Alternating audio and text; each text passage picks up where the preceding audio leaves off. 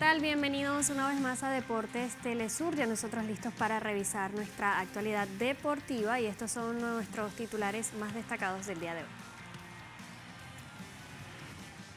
La World Aquatics decidió cancelar la Copa del Mundo de clavados en Jalisco prevista para el próximo mes. Y la presidenta de México, Claudia Sheinbaum, agradeció a la FIFA por ratificar que México seguirá como sede del Mundial de Fútbol 2026. Y los Yankees de Nueva York anunciaron que el icónico dorsal número 52, que fue utilizado por Sisi Sabathia, será retirado para rendirle homenaje. Así comenzamos con Deportes Telesur.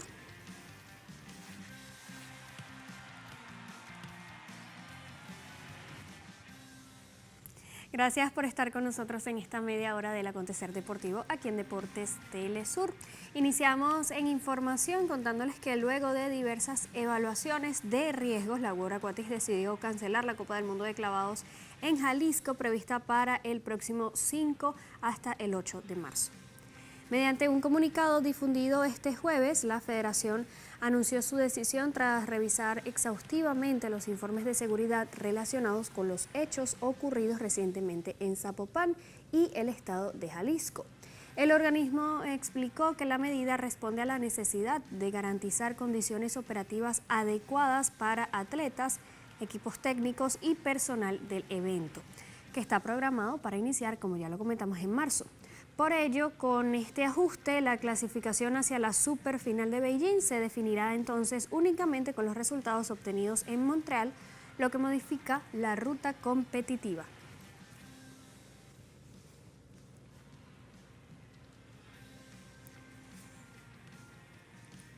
Y por otro lado, tras los Juegos Olímpicos de Milano Cortina 2026, el Comité Paralímpico Internacional autorizó a Rusia y a Bielorrusia para usar su bandera e himnos propios en los Juegos Paralímpicos de marzo en las mismas sedes. Pero Ucrania y otros países europeos señalan que boicotearán los actos oficiales aunque sus atletas iban a competir. Polonia y Estonia harán un boicot político, mientras que Reino Unido, Alemania y el comisario europeo rechazan la medida alegando que normaliza al agresor. Sin embargo, nunca ha habido medidas contra Estados Unidos o Israel, que son países que han empezado más de una guerra durante el último siglo. Milán y Cortina d'Ampezzo albergarán los Juegos Paralímpicos de Invierno 2026. Por primera vez desde 2014, Rusia competirá bajo su bandera, decisión del Comité Paralímpico que provocó reacciones negativas en Occidente. Ucrania boicoteará la apertura y otros países protestan, afirmando que la presencia de Rusia en el escenario mundial es inaceptable. La presión administrativa, el trabajo metódico, el trabajo enfocado y con las federaciones y en general con el Comité Olímpico Internacional, etc., fue lo más racional. Se ajusta a nuestra idea de cómo se logra, de cómo se puede lograr la justicia. Probablemente no del todo, por así decirlo. Pero en mi opinión, este es el camino más racional. Hace un año, excluir a Israel por el genocidio palestino en Gaza fue rechazado por los mismos que hoy boicotean a Rusia. La idea del deporte sin política solo funciona cuando les conviene y se doblega ante la agenda rusófoba. Por alguna razón a Israel no le hicieron reclamaciones cuando matan palestinos, bombardean sus ciudades, sus casas. He aquí por qué no hicieron reclamaciones. Por ejemplo, contra la selección estadounidense, a Trump por secuestrar, en contra de todas las normas y leyes internacionales, al presidente venezolano Maduro. Porque en el mundo, donde Estados Unidos gobierna, Israel se sale con la suya, pero Rusia es un paria. Por eso, bueno, ¿qué se puede decir aquí? Simplemente, dobles estándares, eso es todo. Esta disonancia de su doble moral se refleja en lo simple. Samsung regaló smartphones a todos los atletas excepto a los rusos, que recibieron kits de champú. La discriminación por pasaporte se ha normalizado, oculta tras cínicos llamados a la moralidad. Mientras dure la guerra, se utilizan todos los métodos, incluidos los de presión deportiva. Si ahora retrocedemos en este frente y además hacia Occidente, inmediatamente surgirá la idea de que no solo está retrocediendo en este frente, sino que está admitiendo gradualmente su derrota. Occidente no quiere admitir la derrota. Свое поражение. Он признавать поражение не хочет. Incluso a pesar del fracaso totalmente evidente en Ucrania, ni siquiera allí quiere admitir la derrota, por no hablar de una derrota a nivel global. Не говоря уже о поражении глобальном. El regreso de la bandera rusa tras vencer en tribunales que con la excusa de dopaje mantenía a los atletas rusos excluidos desde 2014 es un precedente. Cada acto de soberanía rusa desata histeria entre quienes se autodenominan guardianes del juego limpio y valores democráticos. Oleg Yasinski, Telesur, Moscú.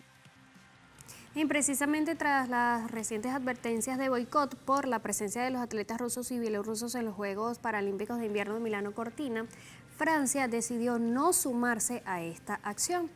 El Comité Paralímpico francés confirmó en París que su delegación va a asistir a la ceremonia inaugural prevista el 7 de marzo en Verona, decisión comunicada tras evaluar la postura adoptada por otros comités europeos.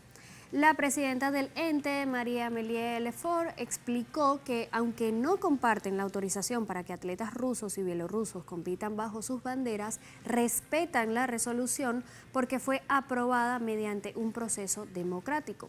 La determinación francesa implica mantener su calendario operativo sin alteraciones y distanciarse del boicot anunciado por varias delegaciones.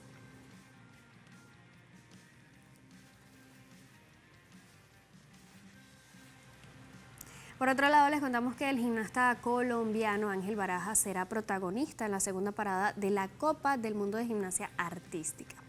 Bakú, capitán de Azerbaiyán, será el escenario de la segunda etapa de la Copa del Mundo de Gimnasia Artística por aparatos que se celebrará del 5 al 8 de marzo de 2026. Entre los inscritos se destaca el gimnasta colombiano Ángel Barajas, subcampeón olímpico en los Juegos de París 2024 y reciente medallista de plata en barra fija en la primera parada de la Copa del Mundo en Cottbus, Alemania. Barajas ha demostrado un excelente nivel competitivo y su presencia en Bakú lo convierte en uno de los principales exponentes latinoamericanos en la competencia. Además de él, otros gimnastas latinoamericanos de países como Argentina, Chile y Panamá también han sido anunciados entre los inscritos para esta etapa del circuito, lo cual incrementa las posibilidades de que atletas de la región logren resultados destacados y medallas.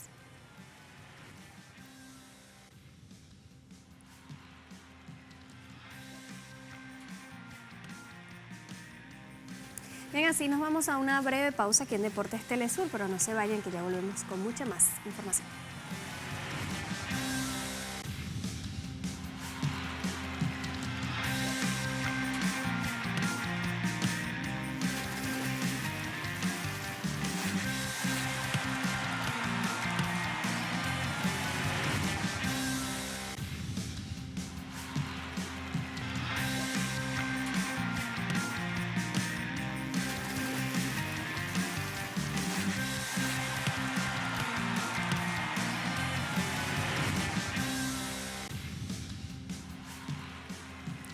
Estamos de vuelta con más de Deportes Telesur. Les contamos en parte que la presidenta de México, Claudia Sheinbaum, durante su conferencia de prensa matutina la mañana del pueblo, agradeció a la FIFA y a su presidente Gianni Infantino por las declaraciones realizadas el pasado miércoles en Colombia, donde Infantino respaldó a México como sede del Mundial 2026 a pesar de la situación actual que atraviesa ese país. Primero darle las gracias a la FIFA, a Gianni Infantino, y en efecto ayer hizo la declaración de hemos estado no personalmente, pero el equipo ha estado en contacto con él y explicándole que no hay ningún problema, y ayer dijo la sede es México, sus sedes son las que son y no hay ningún cambio. Bien, y precisamente la selección de México derrotó 4-0 a su similar de Islandia en un duelo correspondiente a los amistosos internacionales. En el Estadio Corregidora de la ciudad de Querétaro, el equipo dirigido por Javier Aguirre dominó el encuentro desde el inicio. El estratega utilizó una alineación conformada exclusivamente por jugadores de la Liga MX para evaluar el talento local de cara a la Copa del Mundo 2026. Richard Ledesma abrió el marcador a los 21 minutos con un remate de cabeza. Poco después, el conjunto azteca amplió la ventaja tras una jugada de Jesús González, quien envió un centro al segundo palo para que Armando Hormiga González empujara el balón al fondo de las redes. Y ya en la segunda mitad, del combinado mexicano encontró el tercer tanto en un tiro de esquina. Jesús Gallardo se elevó en el área y conectó un sólido remate al segundo poste. Y finalmente, ya en el tiempo agregado, Brian Gutiérrez selló la victoria definitiva para México.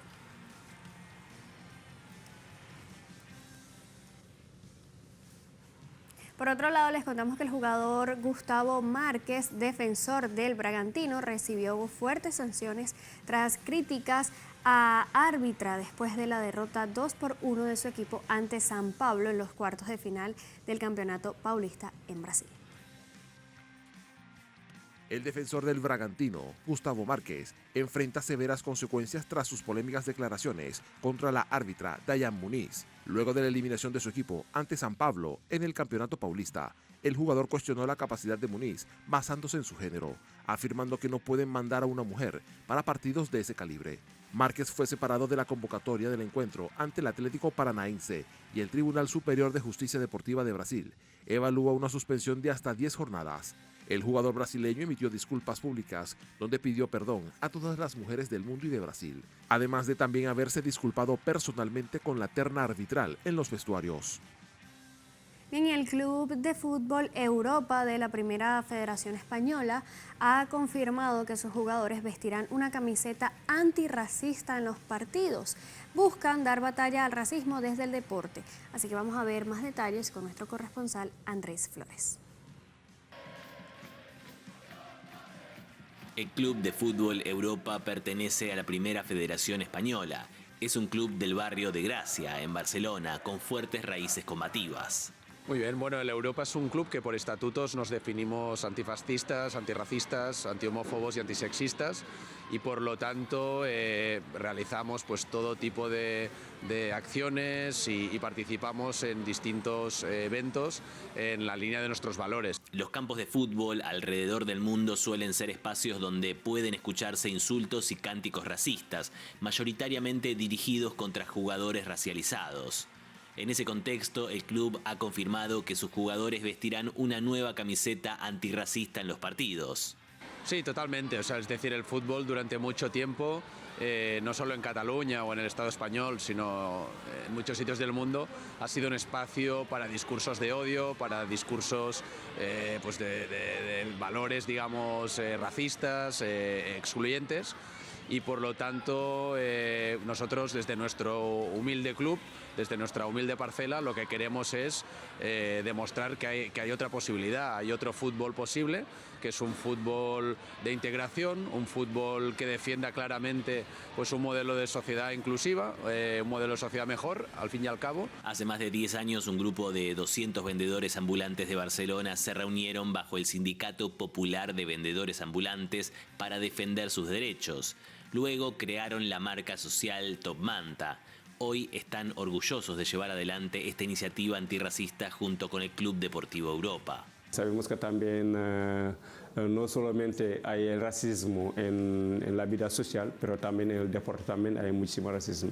Bueno, entrar en ese espacio significa muchísimo para nosotros porque siempre lo que buscamos nosotros es cómo podemos concienciar, cómo podemos educar y cómo podemos llegar a un público diferente del público que tenemos, porque sabemos que con solo los seguidores que tenemos hay ciertos públicos que no podemos llegar, y con esta colaboración nos permite de poder llegar al público del club y también de muchas personas también que están siguiendo el fútbol, porque el fútbol es una herramienta que puede servir de lucha. El Europa ha confirmado también que los beneficios de la venta de esta camiseta se destinarán a mejorar las condiciones de vida del colectivo mantero.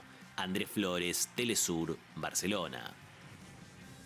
Y por otro lado, también les contamos que la promesa del balompié español y del Fútbol Club Barcelona, Lamine Yamal, fue reconocido con el premio Memorial Aldo Rovira, que lo reconoce como el jugador más destacado del club en la temporada 2024-2025. En la edición número 16 del prestigioso premio, Lamine Yamal repitió su éxito de la campaña anterior, superando a sus rivales y obteniendo el galardón una vez más. La notable influencia de Lamine en la temporada pasada estuvo respaldada por estadísticas impresionantes de 18 goles y 25 asistencias en todas las competiciones, consolidando su reputación como uno de los jóvenes talentos más impactantes del mundo. Su buena forma contribuyó a que el jugador quedara segundo en el ranking del Balón de Oro 2025, detrás del ganador Ousmane Dembélé. El premio, creado en el año 2009, ha recaído anteriormente en leyendas como Lionel Messi por 6 ocasiones, Eric Abidal, Javier Mascherano, Luis Suárez, Gerard Piqué, Pedri, Gavi y Marc-André ter Stegen 2 veces.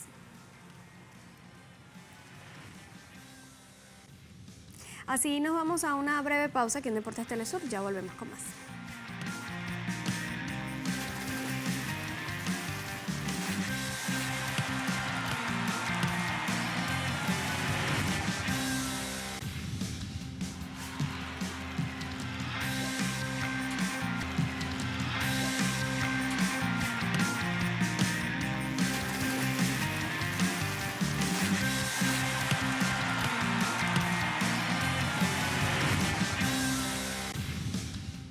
Estamos de vuelta con más de Deportes Telesur y como ya les habíamos adelantado en nuestro titular, los Yankees de Nueva York anunciaron que el número 52 que fue utilizado por Carson Charles Sabathia será retirado para rendirle homenaje como uno de los mejores lanzadores en la historia del equipo. Sabathia es considerado uno de los lanzadores de los Yankees más destacados en la década pasada y ahora formará parte de los máximos referentes del equipo neoyorquino, junto con otros 23 dorsales retirados entre jugadores y personal técnico. En toda la historia de la franquicia, el zurdo ocupa el 4º lugar en ponches, 7º en aperturas, 10º en victorias y 11º en innings lanzados. De esta manera, su número 52 será retirado en una ceremonia que se celebrará en septiembre de 2026 en las instalaciones del Yankee Stadium, previo al encuentro ante los Orioles de Baltimore. Y por otro lado les contamos que la Federación Cubana de Béisbol y Softball denunció que Estados Unidos le negó el visado a miembros de su delegación para participar en el próximo Clásico Mundial. A pocos días del inicio del Clásico Mundial de Béisbol 2026, la selección de Cuba anunció a través de un comunicado que entre las visas denegadas se encuentran las del presidente de la Federación, Juan Reinaldo Pérez, y el coach de picheo, Pedro Luis Lazo.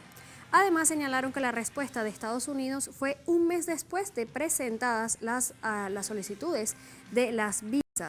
Esto da la espalda a los compromisos que asumen los países sedes de estos torneos.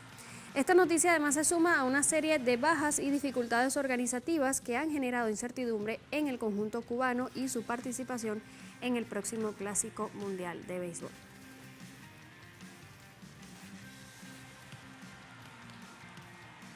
Bien, pero por otro lado les contamos que la selección cubana cayó ante Nicaragua en el tercer partido amistoso de preparación precisamente rumbo al Clásico Mundial. Este miércoles los nicaragüenses lograron su primera victoria con pizarra final de 6-1 en el estadio Yamil Ríos Ugarte de la ciudad de Rivas. Los locales tomaron la ventaja desde la primera entrada frente al abridor cubano Yoenis Llera y más tarde en el quinto inning anotaron 3 carreras y otras 2 en el sexto. La buena labor de los lanzadores mantuvo los resultados 6-1 hasta finalizar el encuentro. Asimismo, esta serie de entrenamiento previa al Clásico Mundial va a culminar este viernes 27 de febrero en el Estadio Nacional Soberanía de Managua.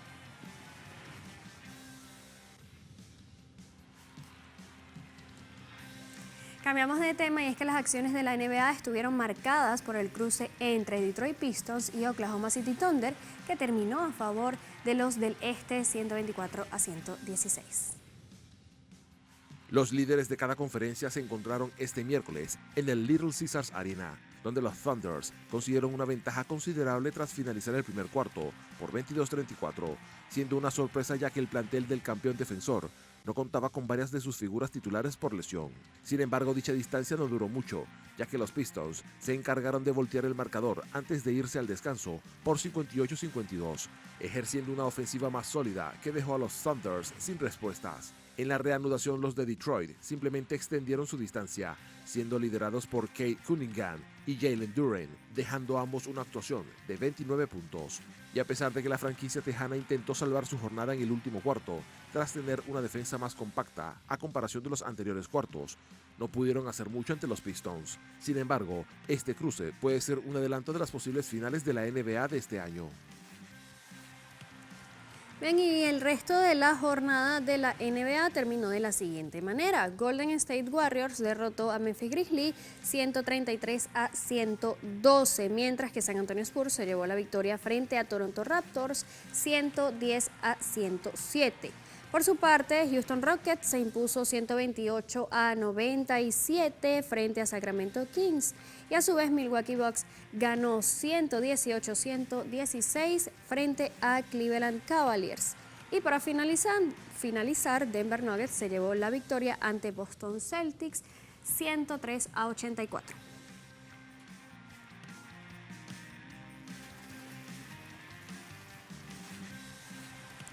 Bien, de esta manera tenemos que despedir el programa del día de hoy aquí en Deportes Telesur. A ustedes, como siempre, gracias por acompañarnos y recuerden que pueden seguirnos en nuestras redes sociales. @DeportesPiso_Telesur en Instagram, Telesur TV y Deportes Telesur en todas nuestras redes sociales. Nos vemos en una próxima oportunidad. Chao.